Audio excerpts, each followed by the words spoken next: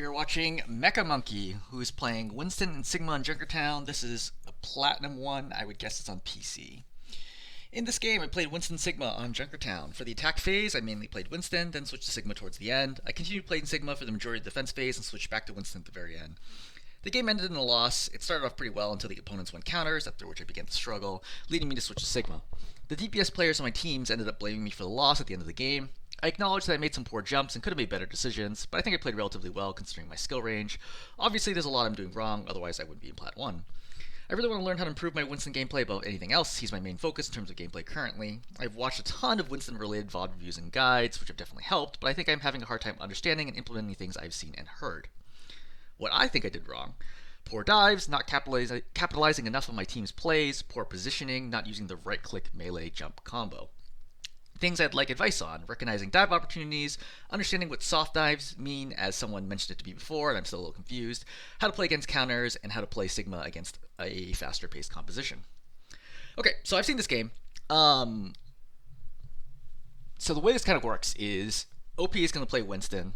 It's going to be pretty much a roll on point number 1. Point number 2, I think you still have like 3.5-4 minutes or something going to point 3, which is excellent. Like, that's really pretty much like best possible time you can get, pretty much. And then they get stalled out on taking the final point, which is very common. Junkertown final is like relatively hard to take, and in particular, I think it's really hard to take with Winston because you just don't have a really good ultimate to win out. And then they stall out, then they go Sigma, and the biggest problem is that I don't think that OP is actually that good at Sigma. Like, it's, to me, it seems like a very significant drop off in skill as soon as you switch to Sigma, right? Like, if your monkey is Platinum 1, I think your Sigma is like Plat 5, maybe, right? If not lower than that. And it shows up like very, very quickly. It's like super obvious like how uncomfortable you look at Sigma, and I think that kind of ruins your ability to kind of carry the game. Actually, I wouldn't even say carry the game. I think that it's very clear you're providing negative value, especially on defense. On defense, when you're playing Sigma, you pretty much can't do anything to the opposing team, and they just like steamroll you, and then you switch to Winston at the end, but it's too late at that point in time. So that's kind of the frame of reference we're looking at here in terms of how do we improve your Winston play? B, how do I give you advice on how to improve at Sigma? But I would note is that, like, even with the advice I'm giving you, like a big part of your problems in Sigma are mechanical. Like, you can't hit shots, and you can't hit shots in Sigma, who's like I think one of the hardest heroes to hit with in the game, just due to the nature of his attack and how slow they are, and like how really critical it is that he has to hit them because he has no other value. Like, if he's not hitting shots. I think it's going to take a lot of practice to get better at Sigma. So you kind of decide, like, do you really want to play Sigma? Do you want to like force monkey? Do you want to try another hero? Like, that's kind of up to you in terms of what you want to do. But obviously, I'm only going to comment on the stuff we see. For the Winston play itself, I think it actually looks really good overall through the first 2 points. I think on the third point you struggle because A, they swapped counters, but like I don't think you have the right patience to understand like when you can actually like break their formation versus when you just like kind of commit. And then I think in particular you don't realize when the fight's not winnable, and you try to keep forcing it, which both bleeds off clock and you use ultimate for it. And I think your ultimate is okay at best, which is also a problem because the enemy tank gets a lot more value than you do with their ultimates, and you're just not getting almost none of primal. This is a very common problem you see with Winston's like below diamond, is that they just can't get consistent value out of primal. And what I always say is for offensive ultimates, right, tank, DPS, whatever, every ultimate baseline value should be it gets a kill or forces a support ultimate. If you can't do that like consistently, like 80-90% of the time, you are going to have trouble winning games. Right? At silver, gold, low plat, maybe can you do it? Yeah, you still can, right? You could probably get through high plat, maybe even low diamond without using primal at all, pretty much. But like beyond that, you're just never going to get any further if you can't consistently get value. Okay, so let's flip through. The first couple points will go relatively quickly. I would start here is game just started, right? 5 seconds to the round. You have no idea what the enemy comp is. You just walk up here and you immediately go.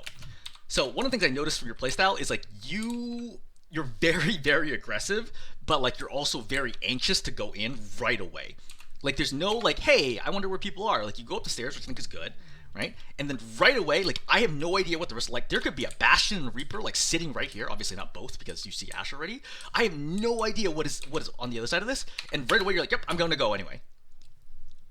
I would encourage in general, especially at the beginning of rounds where you don't know what the enemy lineup is, a little bit of patience. Okay? Number one, because you might get melted here right away, which is an easy team fight win, feeds the enemy ult charge and helps their morale, right? Both helps the enemy team's morale and hurts your team's morale, which can be important, because then your team's like, oh, our monkey doesn't know what they're doing. That's A. B is it gives your team time to actually help. You see your Junkrat's still way back here. So like when you dive in, like your team has no ability to actually help you because you just went so fast. Just give your team a little bit more time to set up and go in, and you'll get more successful pushes. That's number one. Number two is, let's rewind this slightly and let's talk about jump positioning. So, as a general rule, right, unless you know for sure the enemy team cannot kill you, which is not true in 75% of the time, like I'm like, look, I could possibly die here if things go wrong. I want to try to jump on one end of the enemy lineup or the other. So in this situation, actually, let's try this in open field first before we talk about the situation. So let's imagine that I have these targets, okay? So that's enemy 1, that's enemy 2, that's enemy 3, and this is kind of enemy 4. So I'm looking to dive like over here, and then I bubble off, right? And I zap this way. Now, an alternative to this, and this happens a lot for Winstons who are, who are not as used to getting punished, is that the Winston will dive right here, and then they'll bubble off like this. The problem with this is if they all focus you, you die almost instantly.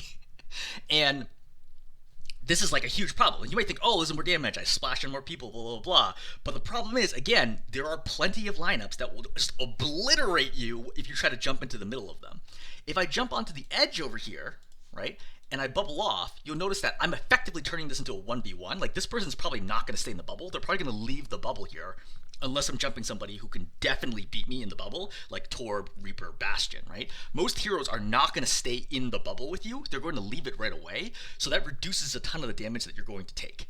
So, as a general rule, when you see like clumps of enemies, try not to land in the middle of them, try to land on the edge. This applies, by the way, to a lot of heroes. Junker Queen is a similar situation when you pop her ultimate. You don't generally want to end in the middle of them, you want to end behind them with Rampage. That way you don't just suddenly get like 4v1 or 5v1 right away. If you land on one edge of them, it's harder for them all to turn and deal with you. So, why are we talking about this? So all right, let's do the enemy heroes first, right? So 1, 2, obviously Sigma's not gonna do anything here. 3, 4, 5. So you end up landing right here. And you can see that a bunch of them are able to target you right away, right? Because you're landing kind of in the middle of all of them. An alternative option would have been to land over here, right? If you land over here, bubble off, it's just you and the Zen in a 1v1, right? And if you land deep enough, he's not gonna be able to kick you off. Right? So if you land like, over there, he's not gonna be able to kick you off, he'll just like shove you into the wall over here. And then you take almost no damage and have almost no risk of dying. Because let's actually see what happens when we play through this. So you're gonna land, Ash gets super low. To be fair, a lot of the damage was not you, the soldier's helixed her, so she gets extremely low here, right? Then you start taking damage, you see you get discorded, you get shredded right now, and I think the Genji could have just killed you at this moment in time. Yeah, he misses those shurikens. So that would have been 81 damage right now, right? So you would have been with Discord, that would have killed you right now. So that's just something to note right now, is at this rank, at this level, you don't get punished for this, right? This was a basically almost blind jump where you had no idea what the enemy comp was, you didn't know what the positioning was, and you dove right into the middle of them. And they still very nearly killed you. The Genji whiffs shurikens here, which is not expected. And the Sigma could have killed you too. Yeah, why is the Sigma attacking the bubble, right? Like, the Sigma or the Genji here should have killed you, right? And then your whole push comes to the end, and, you immediately just feed that away, and it feels bad for everyone on your team. So, this is a common theme through this game, where it's like, look, in your replay, just take a second and look, right? Look around, be like, what do they got? Where do I want to land? And in particular, try not to land on top of like the whole team if you can avoid it, unless you know they can't punish you, right? If I'm landing onto, for example, like Lifeweaver, Mercy, Ash, great. They're not going to kill me. There's no way they're going to kill me, right? Like, there's no chance that they can kill me. Okay, but like most lineups you dive onto are not like that, and they're actually quite dangerous and could easily kill you in these situations. All right, you can come back. You can get healed, right? So you still nearly die twice more right there. You probably should have died. I bet the Sigma missed something. Yeah. So we get healed up. Zen's obviously isolated right now.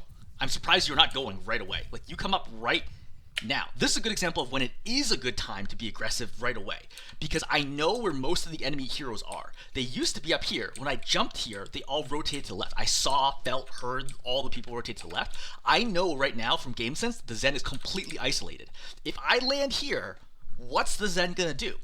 Right? I probably knock him to low ground, and then I just zap him all the way, put bubble down to make sure that I don't die if I'm worried at all. I don't even know that you need bubble here, and then he's dead. Like, this Zen is an easy free kill right now that has almost no way to survive. So you're kind of like trying to right click. I would say in general you right click too much. Right click should be on the priority list of what you need to do. Right click should be like almost at the bottom. It is very rare that you really need right click to do your job, right? Remember that through all of Overwatch 1, Winston had basically the exact same kit, but did not have a right click. So you really don't need the right click charge zap the vast majority of the time. Is it helpful? Can it add more value? Absolutely. But in this situation, I'm charging the zap instead of just diving and killing the Zen right away. And I don't know if you knew, like, you're like, oh god, I nearly died last time, I can't dive. But the situation is different, right? Last time there were 4 heroes here, and your team was not necessarily able to help. Now your team's playing up a lot more, and the Zen is completely alone. This is an easy kill for you, and you need to read that. But instead you're zapping here, and still not going after you land the zap, right? That's a 50 damage zap. Just go. Go right now and kill him. But, yeah, this is all just a waste of time. So, now we reach next tip, which is you tunnel vision on what you're going to do, right? We've seen that from the beginning where you stepped up the stairs and jumped right away. There's a Genji right here. You're great against Genji. You're the best tank in the game against Genji. It's really frustrating for Genjis to fight Winston because he can't deflect and you can follow him through dash, right? And he doesn't do a lot of damage, so it's like really hard for him to kill you quickly. So you're great against Genji. This Genji is in the middle of your whole team. He's right here. You just zap him, he dashes somewhere, you jump him, bubble him off, he dies. Like, this is an easy kill right now on the Genji. But instead, you're like not paying attention to the Genji at all because you're already thinking, I'm gonna dive this Zen. That's what I'm charging zap for. So instead of going for the easy like damage here, right, at the minimum peeling the Genji off your team, you're committed to going to the Zen, but much, much later than you should have, and you could have dealt with the Genji first and then gone after the Zen. Hopefully that makes sense. I would also note here is I'm looking to land on the Zen right now because realistically Zen's not going to miss me anyway. I want the full 50 damage from the landing, right? Plus, you know, the zap, so that's 100 damage right there. And then, but you land over here when you should be landing over here. The Zen could easily kick you back, right? And then step around the corner. Or just step around the corner, which is what it does here, which forces you to go a little longer than you need to. Alright, from this, things go pretty smoothly. Alright, follow kill, great. So, right now, I can make an educated guess at where the Ana is. So, this is like a fairly high level read. I already know where the Ana is just from game sense, right? I like heard / saw her earlier. I know where the Sigma is for sure because you can hear him and see the shield. So I know the Sigma's here. I know the Ana's got to be behind him somewhere. So instead of walking here and taking damage, I could wait the 2 seconds out. So let's back up a little bit. Right here, right? I hear the rock right now. I just chill here for 3 seconds and then jump over this way onto the Ana. I know it's like kind of crazy to think like through how that could be possible, but I already know there's 2 dead, so even if the Ana's not there and I mess up, it's not a problem. We're still gonna win this fight. But it gets you to the Ana even faster, and it avoids having to take this damage. But you get on the Ana, you should have bubbled right away right now to stop the sleep. Yeah. So really important, right? No reason not to bubble right now. Again, like this is definitely one fight you're not gonna need the bubble for anything, so I would put bubble down to try to block the sleep dart, right? You can bubble, even back up a little bit to make sure that it hits the shield. And then Ana is an easy kill. But you get woken up, now you're in big trouble, you have to jump out right away. You decide not to jump out and you put bubble down. I don't know if I fully agree with this. I mean, I think this is okay. I think your Lucio does a really excellent job saving you right here, because I think you die otherwise. I think your team is also like way too passive right now. But it does work out okay. I think diving in here was very, very dangerous, and you should die right now. Yeah. I'm pretty sure what's happening here is that the Genji is actually just straight up whiffing you. Yeah, I know. You should be dead right now. So, reminder, right? So, Sigma does like 75 damage a second, right? Sigma does like 75 damage a second. Genji does like maybe like 120. This is all assuming no headshots, like 200. So basically, you're looking at 200 damage a second, assuming the Ana doesn't do any damage to you. You should be dead in 2.5 seconds, right? Again, with no headshots, no Brock, no dash. At 300 health, I should be dead in 1.5 seconds, assuming all body shots from the opposing team and the Ana doesn't shoot me. Right? You should be dead right now. There's no reason to not be dead. And I'm pretty sure Genji whiffs that whole shuriken. Then he whiffs that whole shuriken. Right? So he just whiffs 6 shurikens at you. That's 160 damage. So you should be dead. Right? And then right here, I assume the Genji's going to whiff again. Yeah, the Genji whiffs again. And again. Yeah. So one thing, just rewinding this, right? You get away with this stuff because the enemy team is just not good enough mechanically to punish you here. But these are not hard punishes, right? We're not saying, oh, like they're shooting me out of the air or like, you know, clipping me through, like as I'm going around the corner. Like you're literally rocked on the ground and the Genji is missing you. So you can't be this reckless about it. This is a situation where you already have a 5-on-3. You just need to play slow here and you have this fight won. All 3 heroes here are functionally dead, but they don't know it yet. You know, you don't need to do anything. You don't need to make a play right now, but you jumping in allows all 3 of them to turn. At higher levels, all 3 heroes would immediately turn and just kill you and then be like, okay, cool, now we can win the fight because you just threw your life away. So this is like a really critical read to make right now. It's like, look, it's a 5-on-3. We're in good shape. I already made a mistake jumping in right away there and not sleeping off the sleep dart or bubbling off the sleep dart. I don't need to compound this by being here and getting blown up right now. Right? You can see this. You can see the shurikens whiff, right? That's 6 right there. And then he whiffs 1 more right there, and then he whiffs another 3.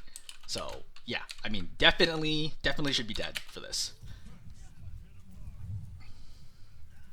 Alright, so you're going to dive in right now. Going for the brig. So, thinking for a second. I really have to go through the replay faster, but this is just the force of habit. So 1, 2, 3 enemies, right? You see all of them as you're diving in. The key thing is you want to land like here, then you want to rotate to here, and then you want to zap this way. Because that guarantees that you stay alive, and it controls the doorway, and it seals off the brig. Because she can't walk through that at that point without dying. But you land here, right? You're trying to force the brig, which is great. You get rocked out, which is unfortunate, which allows the brig to get back in. That's why I'm saying land here and immediately move to the other side of the doorway. That way the Sigma has to come out to chase you and then seal off the brig. Good example where don't try to right click here. Just left click zap. Just zap. Right click zap has terrible DPS. I think it's like 25 or 30 DPS. It's something awful. It's like horrendous. So any scenario where you can left click zap somebody, you should be left click zapping and not right click zapping. Even when you saw the Reaper Wraith form here, I don't even bother charging the right click zap because I know there's going to be other targets here very, very soon. So the Reaper's not going to die here because he's going to go back to the supports. I just reload right now and then just left click zap the corner. Right? Reload. Okay. Left click zap. There's so many targets here. See you're charging right now? Just left click zap. Just left click zap. That's the overall. If people are close to you, you only left click zap. You're literally nerfing your damage by like over 50% by doing right click. So just left click zap. Yeah, this is all fine. All right. I think that if you want to make a very brave play here, so you're going to cap here no matter what. Like, there's no way for them to possibly contest this. There is a possible play right now, and I will identify it. Realizing that you're with Genji and Lucio, you actually have a non-trivial amount of burst damage right now. When you turn the corner right now, there is an opportunity to do a quick jump, slam down, and kill everyone. So you're going to instantly do 30 damage on impact, right? You land here, turn, zap 4, Genji dashes through. That's 100 instant damage. That will instantly kill the Genji, right? That will almost instantly kill the Brig, right? And then your Genji gets a dash reset, and then he can dash again, which will then kill the Brig, right? Because you're going to do at least 8 points of zap damage here. So this is an all-reward, minimal risk play because you're going to cap no matter what. In fact, you've got capped right now to just go in and try to clear all 4 people right now. Now, if your team does not follow up, you will probably kill nobody, maybe the Genji. You'll probably, or maybe Yeah, maybe you'll probably kill the Genji, right? But and then you'll die. But that's still okay, right? Because again, even if you die here, your spawn's right there. Like you'll be back. It's no big deal, right? You have to wait for the gate to open anyway. This is an all reward, low to zero risk play. I think you should have gone for it. I will note that this situation changes a lot if the cart is back here. If the cart is back here and you go for that play and your team doesn't follow up, you'll just have thrown a one fight away. So stuff like this is like really tough to make to think about because it's so situational, right? Like I have to always balance like, hey, what's the cart status? Are we going to cap? Do I need to be taking this risk right now? But I personally would go for this risk right away. I'd be like, yeah, let's go for this. All right. So I wouldn't force this door right now, right? Because you know there's a Reaper here, you know there's a Sigma here. I would go left right now and get ready to immediately start looking for the next phase. But right now you're just taking a lot of extra spam damage for no reason. So right now, here is where I'd be charging a right click as I swing the corner. Because I have nothing to do with my time, you know? Now I want to be charging right click, because you could zap the Genji, right, or the Kiriko right now. You get some options this moment in time. So looking right here, what do? Probably nothing. Because the cart's still here, right? Definitely the soldiers as Kiriko are really obsessed with sitting on the cart, which is kind of a problem. I would have already identified looking back, like they're just like kind of people who just sit on the cart like this in like AFK/emote. I know are the kinds of people who are not going to push up with me, and you just need to play around that and just be like, okay, it's fine, right? They're eventually going to engage once the fight gets serious, but right now they're just like chilling and looking at their phone or whatever. But right now I don't need to do anything, okay? These four people are not going to stop the cart from moving to at least here, so I can chill. The next phase of the fight, I'm probably looking to jump up here and then zap from high ground safely. I don't want to do a dive in here. Why? Because these 5 heroes will just obliterate me. I really cannot dive into them right now, but I think that is what you end up doing. Alright, zap the Genji. Alright, zap the Kiriko. So, let's think about this for a second. Reaper does 205 damage per second. Genji does like 120 damage per second. The Brig can burst you for like 130. What's the numbers now? 130 damage, right? Plus flail, it's 165-ish, right? So, and that's assuming the Kiriko does nothing. So these heroes will massacre you the second you go in. You do not need to be going in right now onto 4 people. Like, there's literally no need to, right? The cart's still moving right now safely. This is a very dangerous jump to be landing on top of them. To be fair, you do go to one side, right? You get actually lucky the Brig flails you here, whip shots you. Because if she didn't flail you or whip shot you, the Reaper just walks into you and kills you through the bubble. So I think that you got bailed out by the Brig, and even then you still get pretty low here. You just don't need to go right now, right? Just chill, just slow down. Right? I know the Kiriko looks vulnerable, but with the Reaper there, she's not vulnerable. If anything, you should have stepped up here and then jumped over, landed high ground, and then zapped. One thing that's a common theme that we see from later in the game is you underestimate how frustrating it is for the enemy team to deal with a Winston that's standing above them, just zapping them in the face.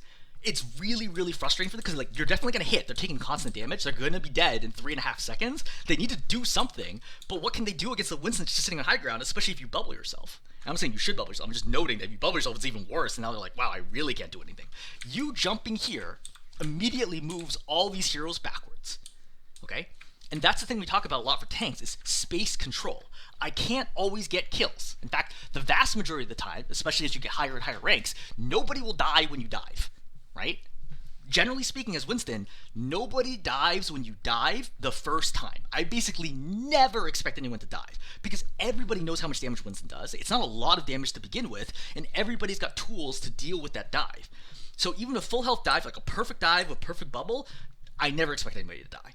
What I do expect is I drain resources and I force them back. If I land here and I just zap them, I guarantee you they're all moving backwards. And then you've taken this corner, because this is corner number 1, right? This whole area right here is corner number 1. I just need to figure out how do I force them back from here, and that's already a winning case scenario. If I force these 4 back, this Sigma's isolated, and then he dies, right? And then I'm like, oh, cool, they all went back. Now I drop down, bubble off the Sigma, bubble off healing, and the Sigma dies. That's the goal here. But diving in right now is very, very dangerous.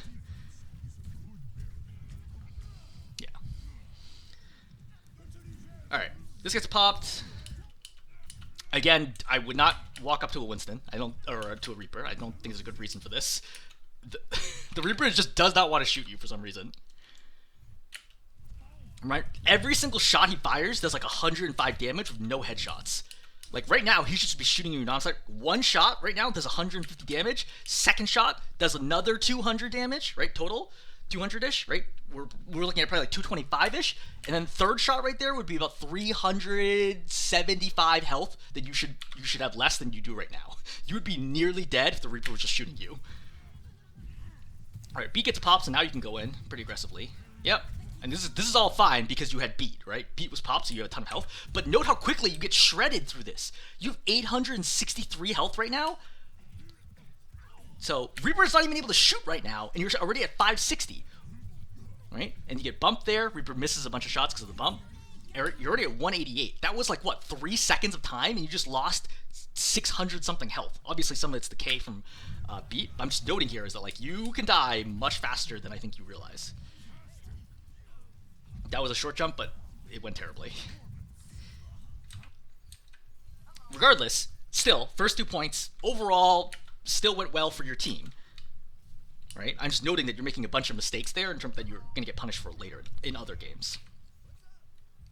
Alright. Capping here, they don't make a particularly good contest. That's fine, right? Genji's going to die right now. Yeah, you jump in, you kill him. Okay, bubble there, it's fine, right? You're not going to need it. It's not a big deal. I wouldn't have bubbled because I would have known I didn't need it, but it's not the biggest deal.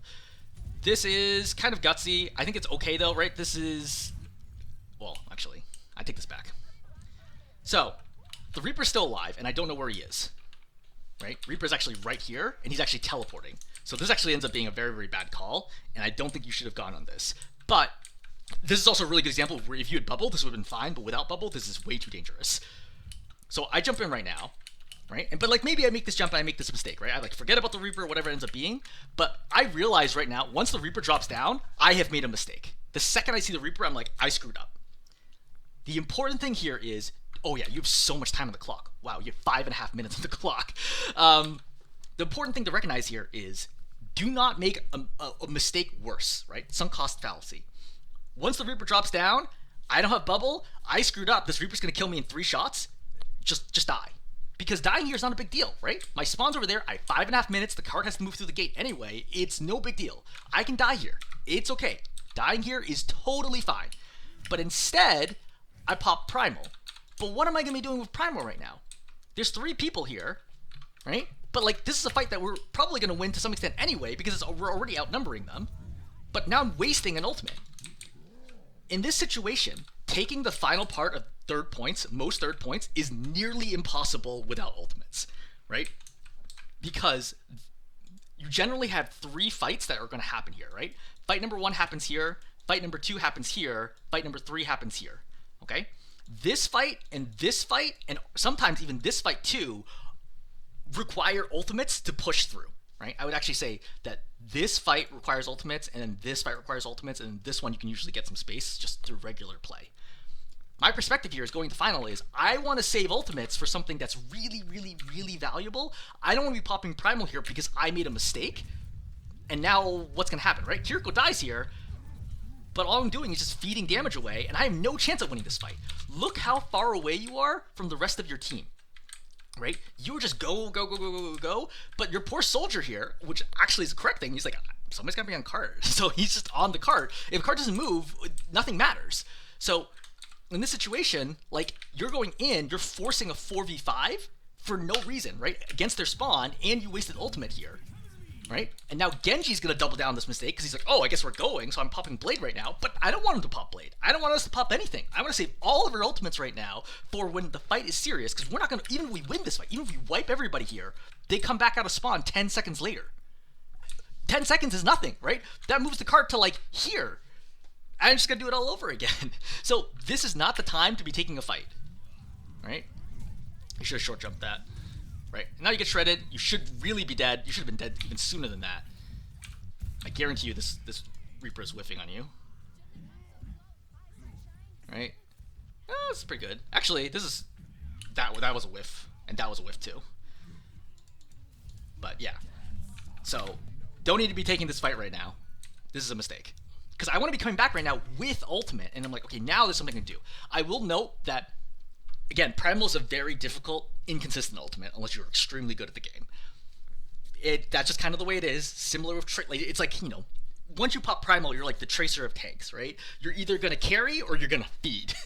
It's like so hard to use Primal consistently, but it is required if you want to be climbing consistently, especially for third points. It's very common for me to play Winston through the first and second points of maps and then swap to a tank I'm more consistently gonna win a fight with on third points. Okay, if we look at this, you have 4 minutes and 45 seconds left.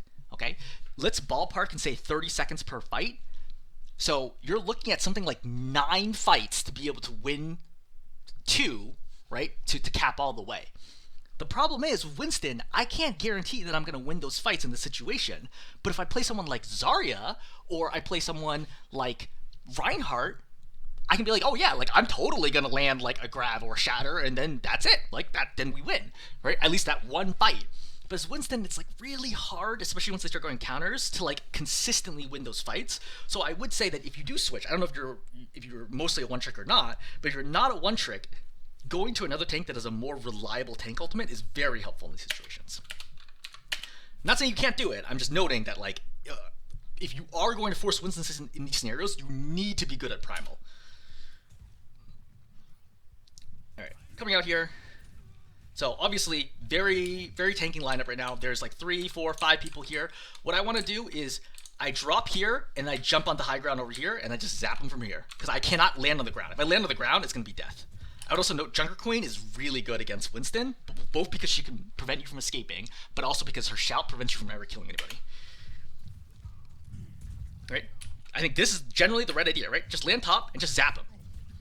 Right? Don't right click zap, left click zap. Just walk over here and just zap them, and just constantly keep zapping them. When they start focusing you, then look away. Right? Just turn back. Then they stop focusing you, come back and zap them again, and just keep doing this over and over and over again. It's so hard to deal with from their team.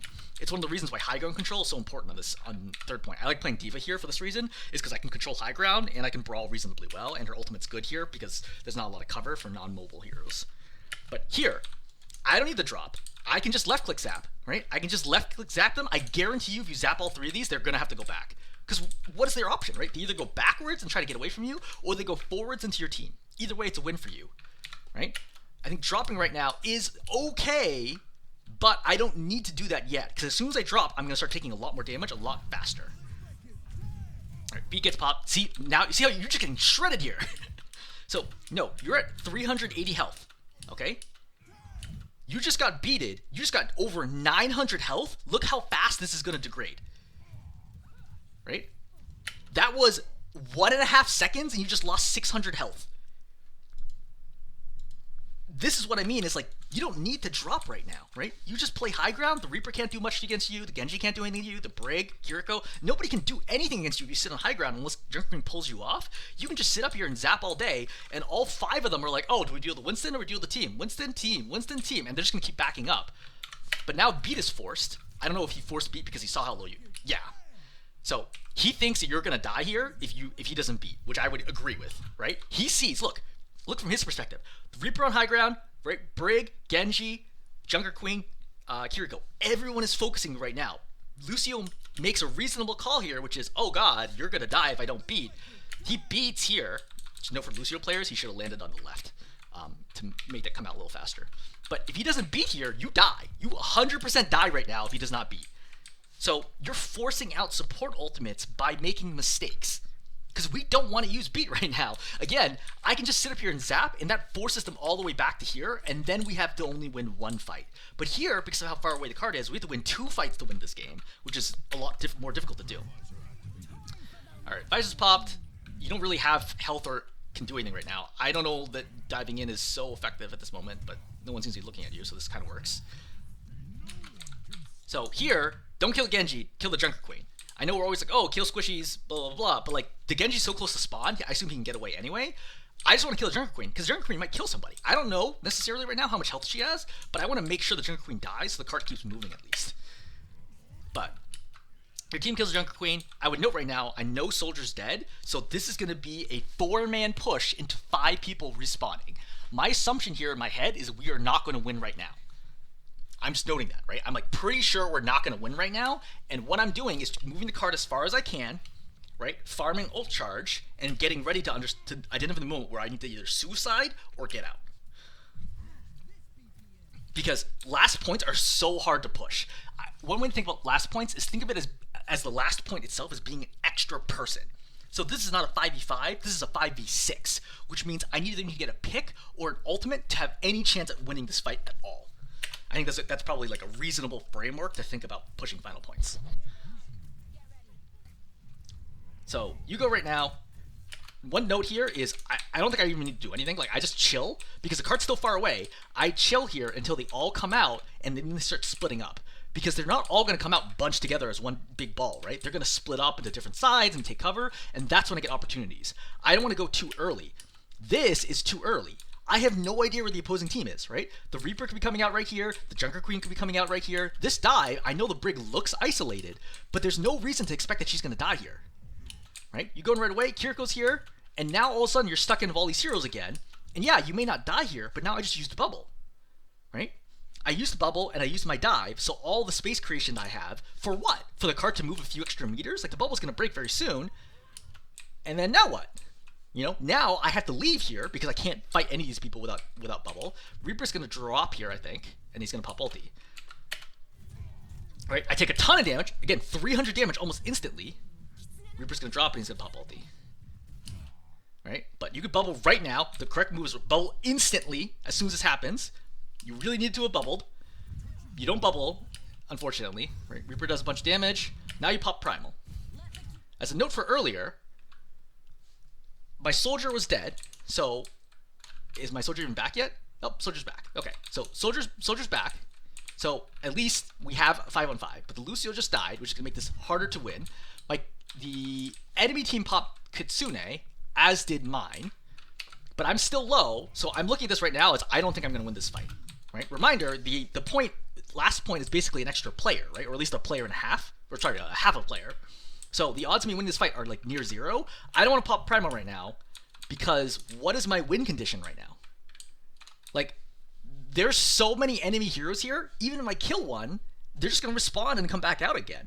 I don't know that this is the right time for me to win the fight. I still have 3.5 minutes left. I can look for a better situation to use Primal than this one. Right? So, like, you see how it's not even like mechanics here. Like, what am I gonna do here? Even if you juggled the brick in the corner and killed her, you're not gonna win. If you kill 2 people here, I still don't even know that you'd win this. Because again, they're just gonna respawn.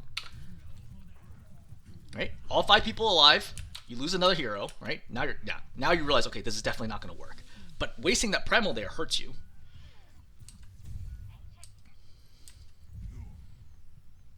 Alright, Genji up. I dive the Genji as soon as I got it, but you don't jump right now. I don't want to go now. I need more healing first before going. I would be careful trading too much damage, because the Genji's going to trade better than you are, right? Always think about, how can I get positive trades here? If the Genji's looking at me, I don't necessarily want to be trying to trade with him. Only when he's not looking at me, that's when I go. You're going right now, you're missing 140 health, right? But it's all armor, so in reality, you're missing something like 180 health. This is a big deal. So you're going in pretty damn early right now, because you look, your team is not in position to support this, right? Half of the team is still back here. You're going in too early. You go in on Genji. I do like that you held bubble there for a little bit, but you're getting shredded. You come back out. You honestly should be dead right now. But you're going to stay alive, but the problem is now you have no bubble and you have no health, which means you don't add anything to this fight, which allows them to be more aggressive against you. Your Mei, right, your soldier switched to Mei, which is a smart move here, right? They understand there's only one fight left here. One big team fight ulti wins this fight. So that's the kind of the reasoning in situations like this why people would go Mei. So you go for the Kiriko, right? I don't know about this bubble. So the Kiriko is low. Right? But I think I would look at this and be like, she's going to switch step away. She has to switch step away because you already used Suzu. So I don't think I bubble here. I'm going to wait here, right? And then advance forwards and try to do a central bubble that helps my team out more. Because I want the bubble to be here. Like, yeah, see the Genji? Like, a bubble here would be very helpful and would have kept your Genji alive. But now you focus the Genji. I'm looking at this. I already think I'm not going to win this fight. This is a really good zap here to stop Blade. But I don't think it matters anyway. but they're just way brawlier than you are, right? Like, how, even with the, you just interrupted Blade here, okay? Forget Rampage. Even without Rampage, right? Assuming you're not purple, are you going to win this fight? There's 4 full health heroes, like 2 of whom are unbelievably good. 3 of them are unbelievably good at close range combat. Your team has no burst damage and no ultimates here. There's no way you win this fight. Like, it's very clear to me, like, when I was chasing the Genji, at this moment in time, over here, I already know I'm not going to win the fight. Like, when I saw our Genji die, like, and like, lost his blade, he got bashed out of it. I just think this fight's over, right? I'm like zapping the Genji right now, mostly just to farm ult charge, right? Like, great, I interrupted Blade. He shouldn't have popped Blade there to begin with, because they're not going to lose. But, yeah, at this point, like, this fight's over, right? I just suicide. It's fine. We still have 2 minutes and 13 seconds left. Now you go Sigma. Okay, so let's... I think this section of Sigma actually goes better than it does in defense, where you get totally steamrolled. So, for Sigma, what's the general game plan? Take the long angle, spam them down, farm Flux, win the game with Flux.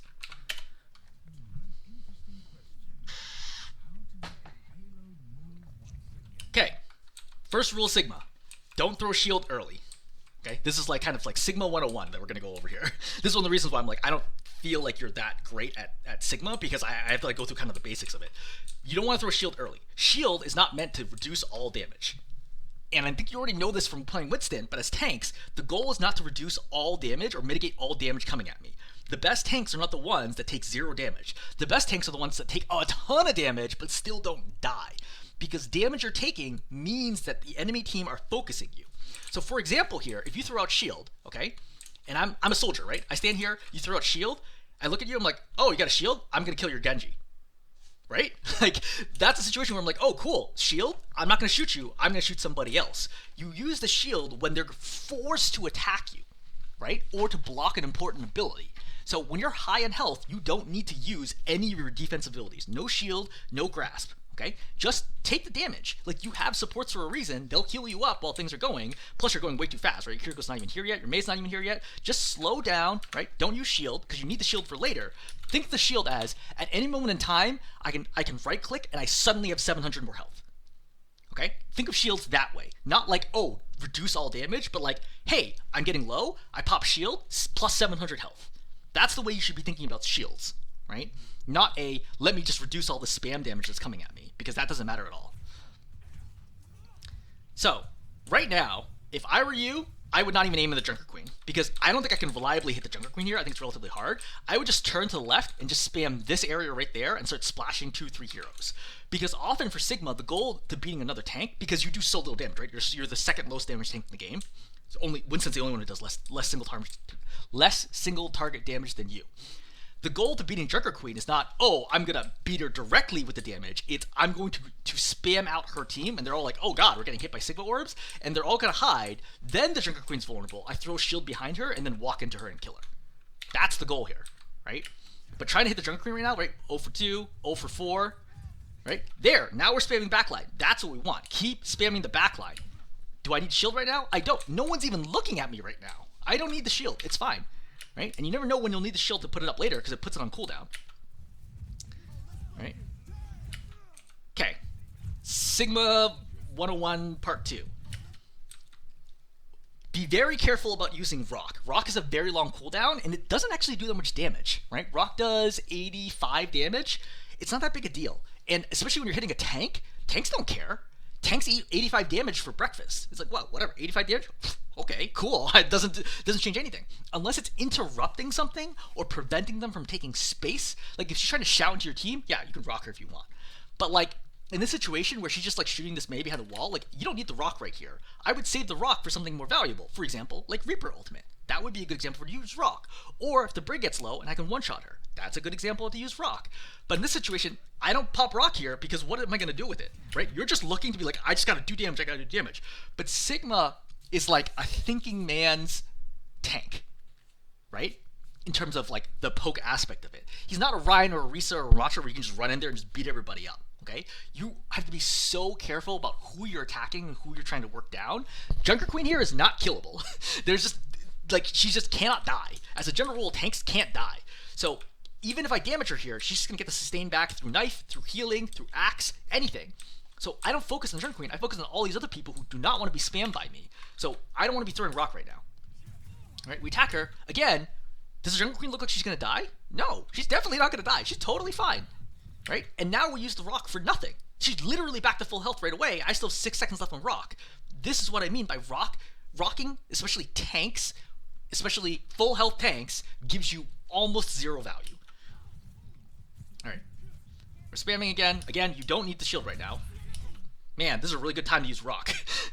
But we don't have rock. That's fine. Just pop grasp right now, hold it over him, and it'll eat the entire Reaper ulti, right? All the damage because it has the LOS out of him. As long as you just put grasp over him, it'll save your whole team. But is that what you do? It is not. Right? So we'll play it in real time. Grasp. So you waited so long that your Lucio dies, and then also, right, your Mei takes a ton of damage here until she walks behind the shield, which is luckily enough you still let up, right? She lost over half her health coming out of block, and then the Genji takes damage here too from the Reaper, and he's gonna die as well. And this is what I mean is the drop off in skill between your Winston and your Sigma is very noticeable. Like it literally feels like 5+ ranks of difference because a Sigma who got here one tricking, I mean maybe this is wrong, I mean, maybe you did get here playing Winston, or sorry, playing Sigma, but I think a Sigma who got all the way to Plat 1 in the situation instantly grasps or rocks here, right? As an immediate like muscle memory response from having fought Reaper over and over and over again. And this is why it's really hard to switch heroes like in a game when you're not comfortable with another hero, is this is effectively throwing this fight for your team because you had tools here. You had 2 separate tools to stop this, right? Not including shield, which you just left out there. But you have 2 separate tools here to stop this, right? Rock you wasted, but grasp could still have saved your whole team right now, but you pop it too late. And now you've lost 2, and now there's no way for you to win the fight. Think about it. Mei just froze 2 people right here. These are both free kills, and you're still not going to win this fight. Like, I look at this fight, I think, nope. I think red team's going to lose here. Because they're just going to respawn, and then you're going to lose. Kill the Reaper. Okay, great. Walk into the brig, attack, then rock. That's the combo, okay? We're going to walk here. You notice how you're not attacking her, and then now you're like, let me rock. But the problem is you take so long to do this. Now she gets freed up, right? And then it gives a chance for the Junker Queen to walk in front of it, but it wouldn't have killed her anyway, right? And now you attack, and now it's too late. And your supports double down on this by popping Kitsune, because everybody kind of thinks they can win this fight. You're not going to win this fight. You guys aren't even close to winning the fight. So keep in mind, you have one of the best support ultis in the game, right? In Kitsune, and you still can't win this fight. You're not even close. No one's even taking any damage. Look, like watch from the moment. Okay, remember, Mei just froze 2, right? Mei just froze 2 people. One of them died. The brig should be dead as well. At this moment in time, Kitsune is going to go off in a second, right? Kitsune is going to go off. Let's just look at the top left and look whether or not anybody in the enemy team gets low. This is the exact opposite. Their health is going up despite the fact that they're in an enemy Kitsune at point blank. Like, I cannot emphasize enough how this fight was not winnable, right? Once you lost those 2 people, it's almost impossible to win this fight, right? And now you sit here, and then now it's like, okay, this fight's over, right? I just suicide. Just let the shield down. Don't try to get away. Just suicide. Because you only have a minute left on the clock. You need to get, more fights in. You ideally want 2 more fights here. The problem is you can get chased down so easily, right? A Sigma, you have no escape, and now you're going to die anyway, right? You died at 53 seconds left. But I would have died at a minimum. Like, I can understand, like, you could have found out even sooner, right? But right now, maybe you think it's winnable, right? Because Kitsune gets popped, that's fine. That's forgivable, okay? Like, I get it. Like, you still think this is winnable?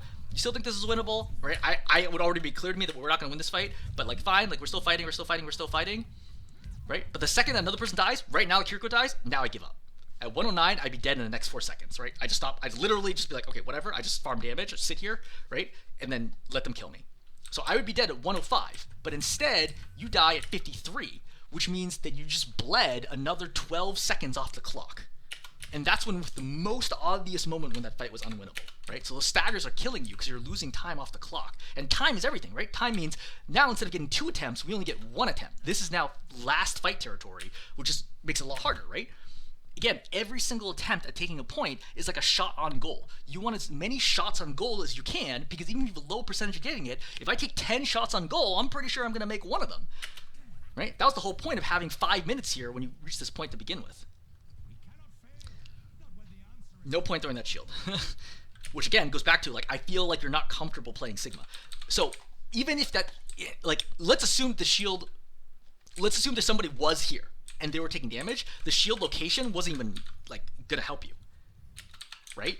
There's a gap here that someone could shoot through it anyway, and like your whole team is here. So like unless the enemy went all the way over here, which is no reason they do, they play here, right? Because there's a mega here and there's cover here.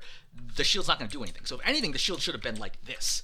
But yeah, I mean, but like it's tough. Like I'm sure to some extent you're probably hearing this and think, well, I don't play Sigma, right? So like why are you criticizing my Sigma so much? The problem is if you're playing a hero in a game that you're trying to win that you're not comfortable with, why are you playing that hero? And like, yeah, maybe your team is flaming you to switch or whatever, but like, if you know you're not going to win the game on that other hero, don't play the other hero, or play that hero separately, focusing on trying to improve that hero's gameplay. Looking at another way, right? Like, imagine that we're playing basketball, okay? So for people who aren't familiar, basketball has different positions, right? You have the two polar opposites on the court are the point guard, right? Who's the person who's going to be handling the ball, who's often really, really good at driving and playmaking and passing. And then you have the center, who is the really tall guy who just stands basically under the basket and defends and then posts up and tries to go for like really close range shots. That's like simplified kind of the way that basketball works. If I'm playing point guard in a game, right, with my friends, with my team, whatever, if I'm playing point guard and I'm doing a really bad job turning the ball over, dribbling it off my foot, whatever it ends up being, I don't suddenly think, okay guys, let me swap with our center and maybe we'll win the game. If I don't play any time on center, there's no point in me playing, like, we're kind of like ride or die here. Like I can let somebody else handle the ball more, but I'm not going to switch to like something that I'm totally unfamiliar with. Yeah, we might lose if I play point guard, but we'll have maybe some chance. But if I play center, we have no chance at winning the game. That's kind of what's relevant here when people think about switching is if you're switching to a hero that you're not comfortable with, the odds of you winning get worse, not better. And you might as well get the practice in on your primary hero playing in a disadvantaged situation versus playing another hero that you're very uncomfortable with. All right, again, let's talk about aim on Sigma, okay? So we missed those two, which are not particularly close, right? Now we're out here, so we're going for attacks. These two are also not close and are going into the cart, right? So there's 0 for 4. Now we're looking again. Now we fire 2 more into the cart again, 0 for 6. Now we throw shield, which is not required because I'm not taking any damage right now. Now I throw 2, 1 into the shield and 1 off. Right, so 1 for 7, except that the damage in the shield doesn't make a difference because she's going to regenerate it anyway. Right, or 1 for 8 rather. Now we're coming out here, and now again 1 miss and 1 bounces off the cart, so we're 1 for 10. You're hitting the cart more than you're hitting enemy heroes. Right, now the Reaper comes down. Now you pull back your shield, right, and then you rock right now, which is unfortunate because it's very obvious he's either going to wraith or he's going to die. And now you're going to waste the rock. And you could have used rock here, for example, on the Junker Queen. Then right here, so we're 1 for 10 right now. Now we're 1 for 12. These bounces do like almost no damage. It does like 20 damage each, right? You gotta be landing directs. So this is what I really want to emphasize in playing Sigma. You cannot miss that many shots and play Sigma, right? Like your pressure, right? The space you create comes from the damage you do. You do have a lot of other useful skills, right? Obviously, grasp, rock, shield are some of the best utility in the game. But if you don't damage the enemy, they simply don't respect you, so they can do whatever they want. I think this Junker Queen has kind of clocked the fact that you don't do any damage. See? She goes up for the rock. She doesn't respect you at all. She doesn't care.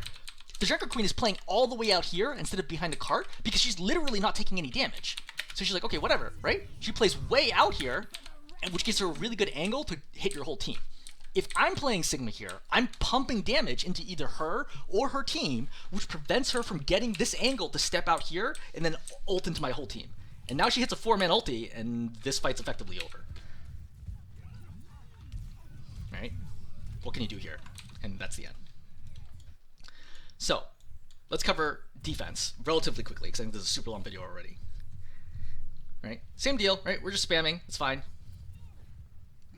I wouldn't worry about keeping shield up. So if you keep shield up too long, people start relying on it, which is bad news, right? Again, don't throw shield up unnecessarily.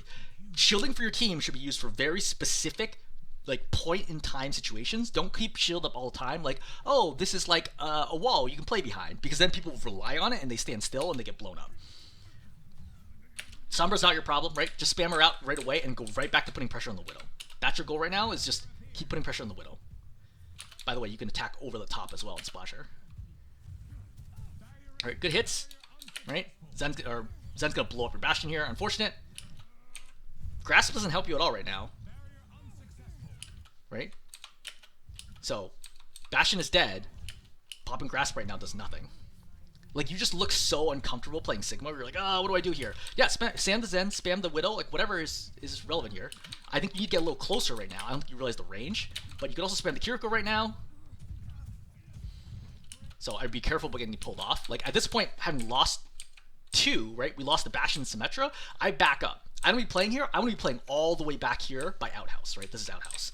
The reason being is, if the Junker Queen pulls me into her team, I die. Which means the card's going to move all the way over here when I come back from spawn, and I'm going to be dropping out the window. And that's a really hard situation to be fighting in. I don't want to be this far forward. There's no way that I can do anything right now.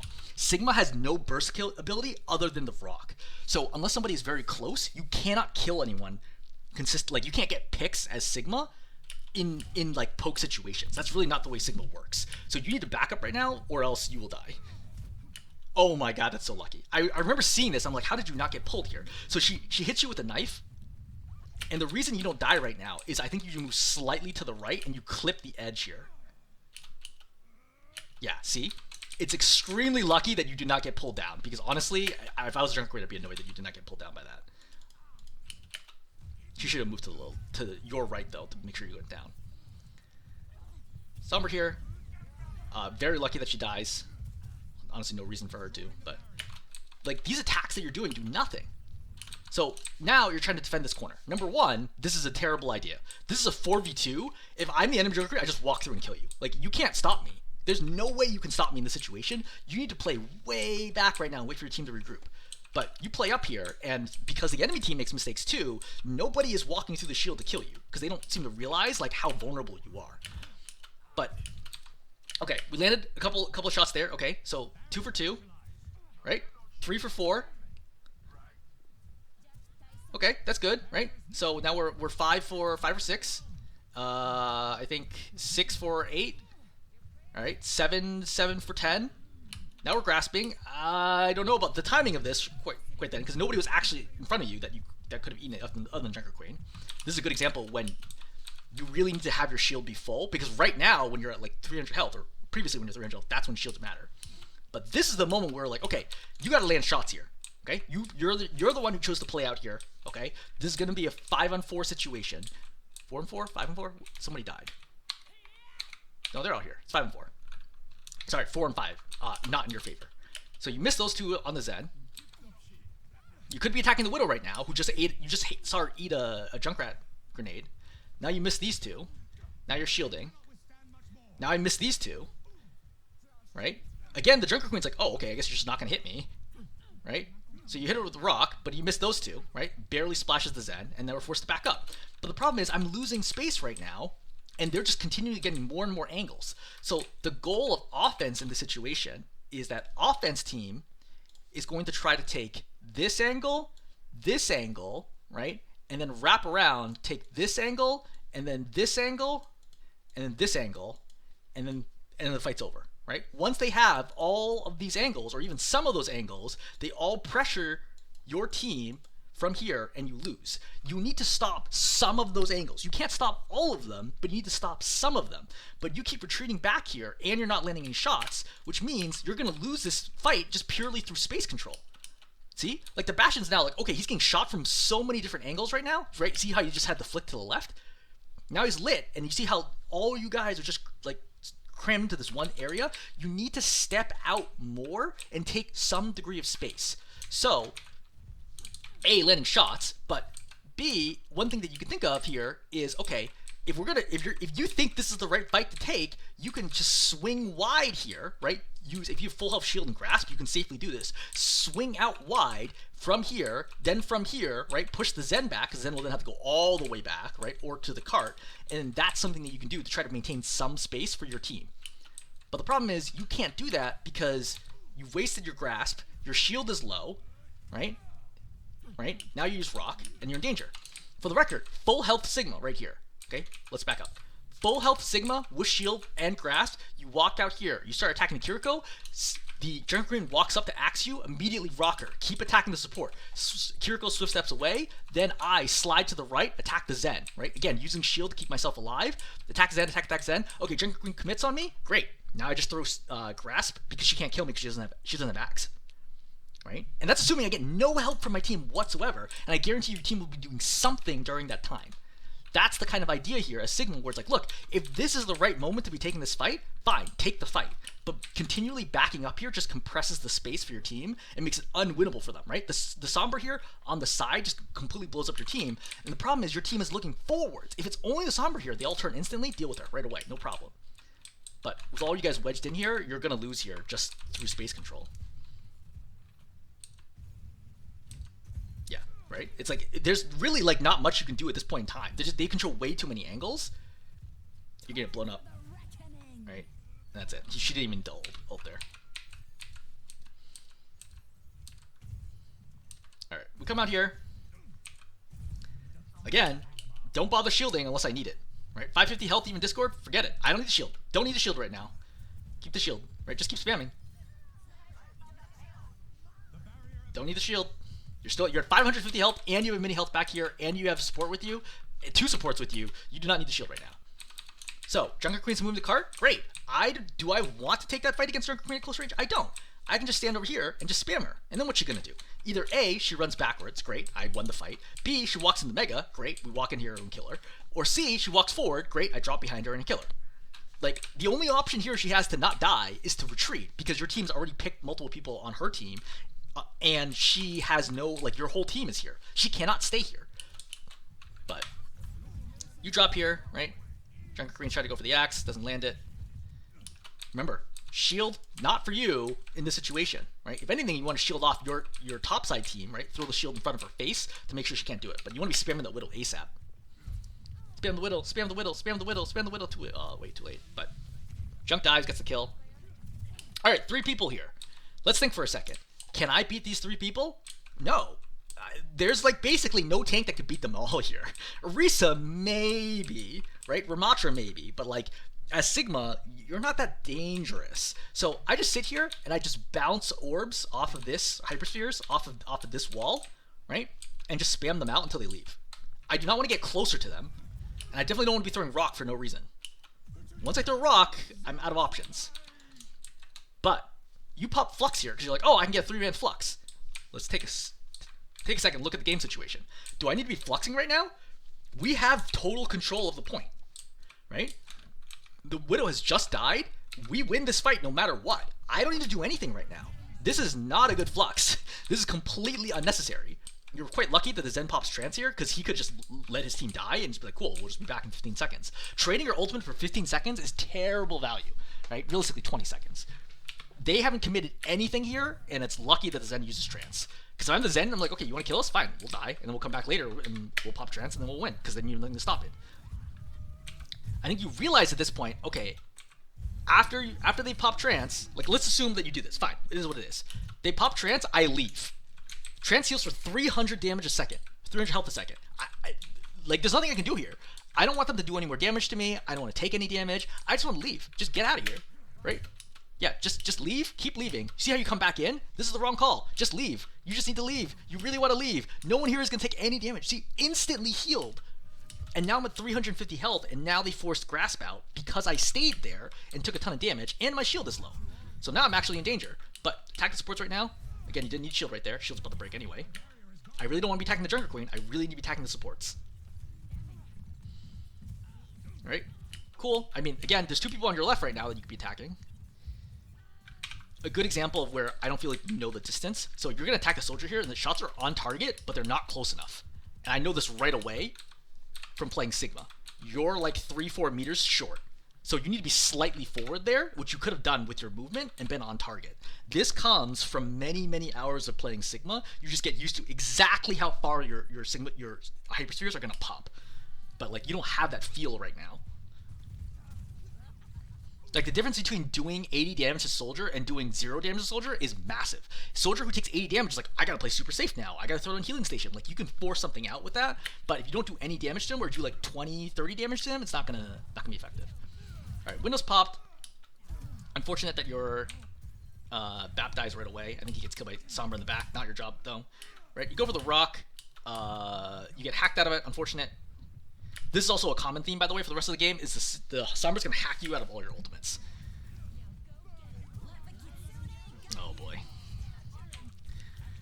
So, some complicated things are going to happen here. Number one is, I'd be like, okay, this does not feel like a good fight to me. I'm pretty sure we're not going to win. I shouldn't be here at all, right? Remember, you were in such a strong position up top. The reason you lose this fight is because you guys all drop down, and then you make the situation much, much worse, and you can't reset the high ground. Because if you're just on high ground, you're good here. But right now, your Kiriko is deep in here, right? She's thrown Suzu already. Kitsune gets popped. As soon as Kitsune gets popped, I'm like, oh god, now I have to go in, right? At this point, this fight's probably going to result in death. I'm going to go in and try and trade out, and hopefully we get one fight at the end where we can make use of the fact that we picked one. But backing up here when your Kiriko's stuck in here is kind of tricky. Theoretically, she could Swiss step out right now, and she really should have, but she's committed. But grasping right now does nothing. No one's even looking at you, right? No one's shooting at you. You go for the Junker Queen. You get the kill on her, which is great, right? So now we're pushing into these two. I would note there that I don't think there's a reason why the Junker Queen should have died right now. Where is... Oh, the Kiriko's dead. That's what's happened.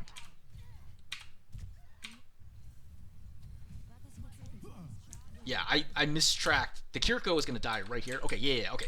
I changed my mind about this. So this is totally doable. All right. So after the Kiriko dies, right?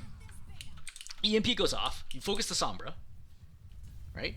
Kiriko pops Kitsune.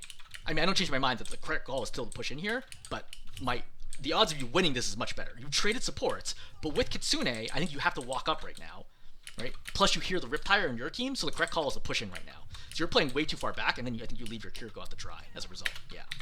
So you're too slow to try to help her out.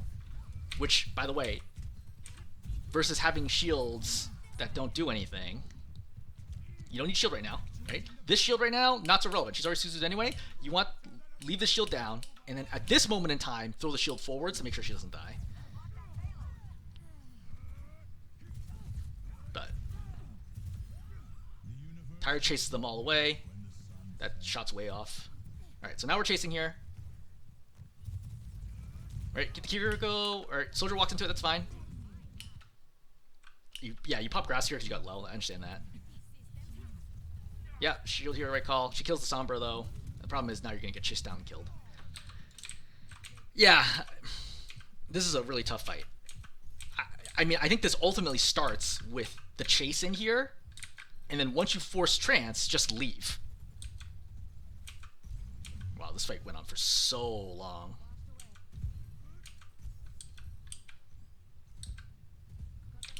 Right now, this is not a situation where I'm like, like I play like max range right now, and I just spam them out and try to force trance out.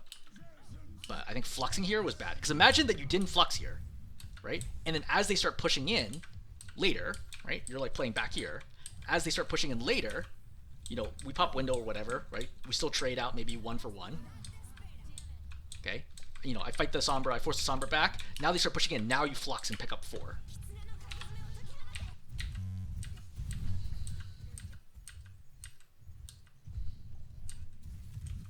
Alright, so you're walking in. This is a really bad situation, obviously.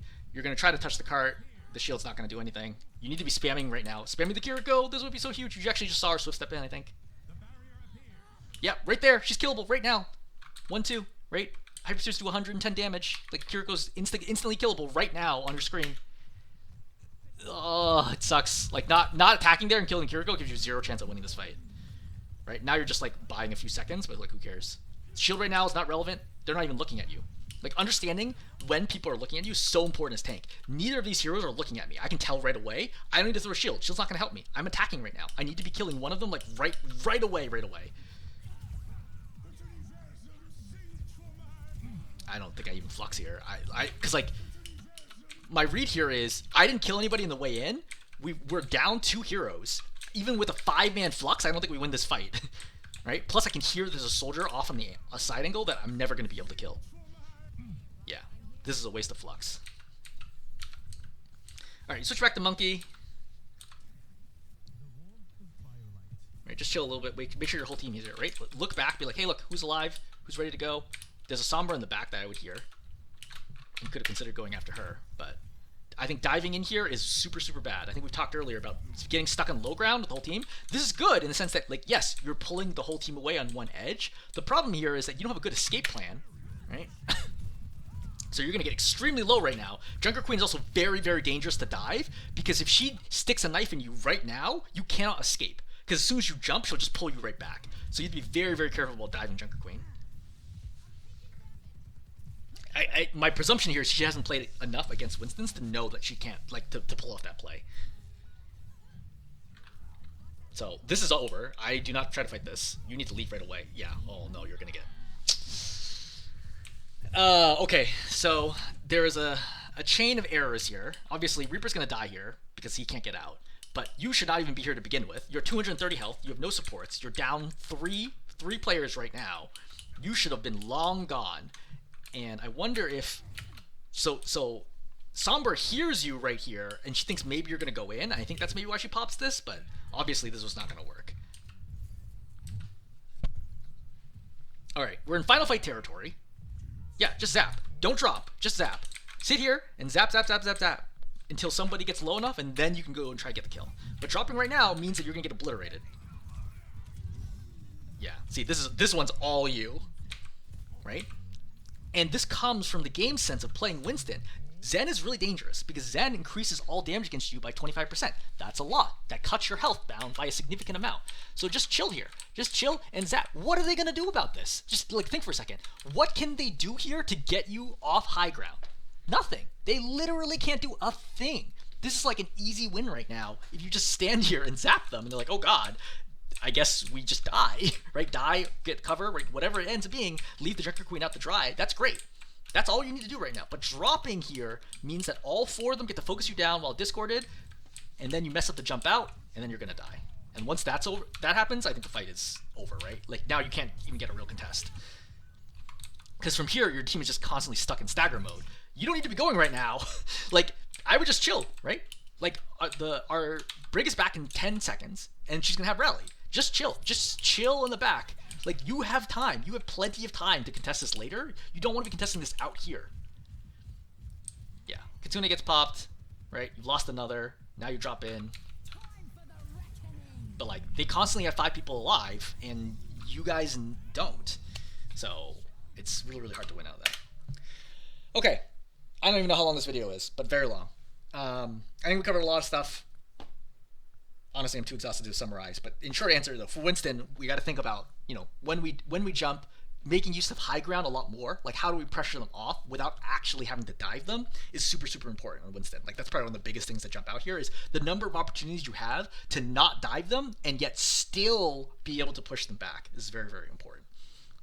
How difficult it is to take third point is really important, and I think on Sigma, just like there's a lot of grinding here in order to like get Sigma better enough to be at the level of your Winston. Okay, I'm gonna hold there. Hopefully this is helpful.